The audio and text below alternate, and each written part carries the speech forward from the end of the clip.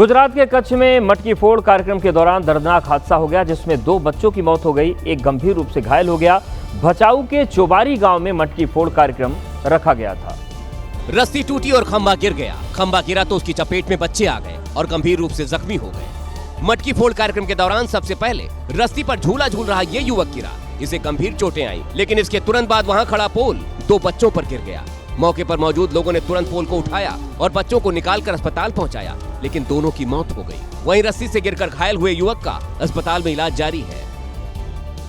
मध्य प्रदेश के सतना में एक अस्पताल से ऐसा वीडियो सामने आया है जो कई सवाल खड़े करता है। एक मां अपने घायल बेटे को बचाने के लिए संघर्ष करती दिखी, लेकिन अस्पताल स्टाफ ने उस मां की कोई मदद नहीं की। मां के हाथ में ग्लूकोज की बोतल थी और घायल बेटा स्ट्रेचर पर पड़ा हुआ था। उसके सिर पर पट्टी बंधी हुई थी। ये वीडियो सतना जिला अस्पताल का है। ग्लूकोज चढ़ाने के लिए जब सलाइन स्टैंड नहीं मिला तो 70 साल की मां बेटे के बगल में बोतल लेकर खड़ी हो गई और वहां मौजूद लोगों ने ये वीडियो बना लिया। बताया जा रहा है कि इस महिला का बेटा अश्विनी शर्मा सड़क हादसे में घायल हो गया था, जिसके बाद ये बुजुर्ग मां अपने बेटे और ग्लूकोज की बोतल हाथ में लेकर सतना अस्पताल पहुंची। आप ये बोतल कब से लिए खड़े? सतना से ही एक और वीडियो सामने आया है, जिसमें कुछ लोग एम्बुलेंस को धक्का देते नजर आए। इस एम्बुलेंस को इमरजेंसी के लिए तैनात किया गया था। इन तस्वीरों को देखकर जरा सोचिए, अगर कोई इमरजेंसी आ जाए तो इस बीमार एम्बुलेंस से मरीज कैसे जाएगा। मध्य प्रदेश में लगातार हो रही बारिश से नदी और नाले उफान पर हैं और इसी उफान भरी नदियों में कुछ लोग जान जोखिम में डालकर सफर कर रहे हैं, लेकिन किस्मत हर बार अच्छी नहीं होती है। लेकिन ये बात कालू नाम का शख्स भूल गया। वीडियो मध्य प्रदेश के खरगोन से आया है, जो बेहद डरावना है। कालू रूपारेल नदी को पार करने की जिद करने लगा। लोगों ने मना किया, लेकिन कालू के सिर पर न जाने कौन सा जुनून सवार था और वो सीधे मौत को चुनौती देने सैलाब में उतर गया। कालू को अगर थोड़ा सा भी अक्ल होती तो उफान मार रही नदी से भिड़ने की हिमाकत वो बिल्कुल नहीं करता, लेकिन वो माना नहीं और नदी पार करने की जिद पर अड़ा रहा। अगले ही पल नदी की एक तेज लहर में कालू बह गया। गोताखोरों की मदद से तलाशी अभियान चलाया गया, लेकिन कालू का अब तक कोई पता नहीं चला है। उत्तर प्रदेश के मऊ में कुछ बदमाशों ने मिलकर एक दुकानदार की पिटाई कर दी। इस पिटाई का सीसीटीवी फुटेज सामने आ गया है, जिसके बाद पुलिस जांच कर रही है।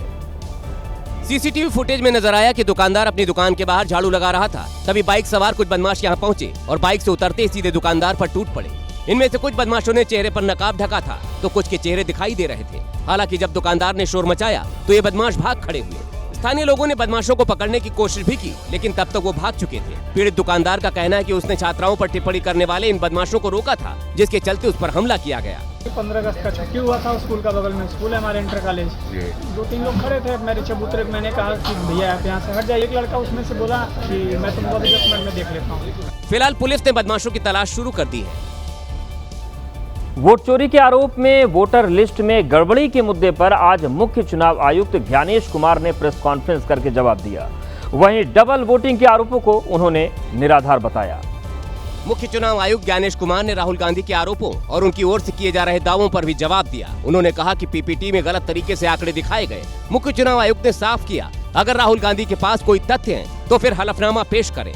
हलफनामा देना होगा या देश से माफी मांगनी होगी, तीसरा विकल्प नहीं है। दरअसल राहुल गांधी ने 7 अगस्त को गठबंधन के नेताओं के सामने पीपीटी प्रेजेंटेशन दिया था और तब चुनाव में धोखाधड़ी के आरोप लगाए थे, जिस पर चुनाव आयोग ने राहुल गांधी से हलफनामा मांगा था। हालांकि राहुल गांधी हलफनामा देने से इनकार करते रहे हैं। आज सासाराम में आयोजित रैली में भी राहुल गांधी ने यही जवाब दिया। बीजेपी के लोग प्रेस कॉन्फ्रेंस करते हैं, उनसे कोई एफिडेविट नहीं मांगा, मुझसे एफिडेविट मांगा। उन्हीं का डेटा है, उन्हीं के आंकड़े हैं, मुझसे एफिडेविट मांग रहे हैं। फिलहाल मुख्य चुनाव आयुक्त ने 7 दिनों में राहुल गांधी को हलफनामा देने या फिर देश से माफी मांगने को कहा है। ऐसे में आप सभी की नजर राहुल गांधी पर है कि उनका अगला कदम आखिर होगा क्या।